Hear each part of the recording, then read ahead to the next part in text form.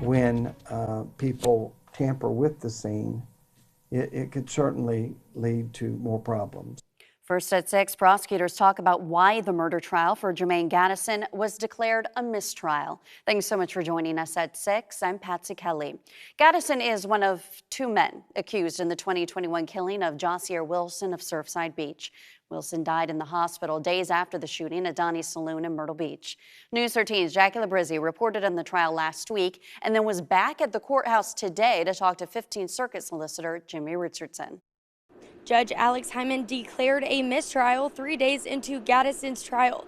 15th Circuit Solicitor Jimmy Richardson says this is because the jury couldn't reach an anonymous verdict after 6 hours of deliberations. Richardson says a mistrial could mean many things, but in this case, the jury was hung on a decision. He says a situation like this happens when jurors are hopelessly deadlocked. It's a tie.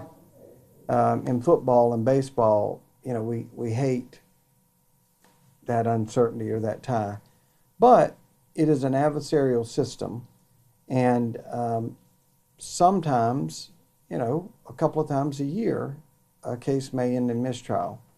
And it really means you got to start back and regroup and redo it. Richardson says the judge can be the same, but they'll have to pick a new jury. He says the retrial should be in the same county the crime happened, and that a change of venue will only happen if the new jury has already formed an opinion or heard of the case. The statute actually says that if you die up to 1 year after the event, 1 year, if you're the proximate cause of the death, it's still murder.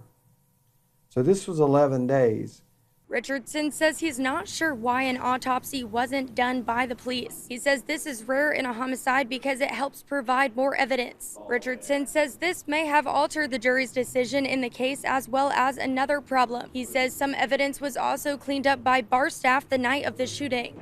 Richardson says prosecutors will take another look at the case to see if anything needs to be done differently.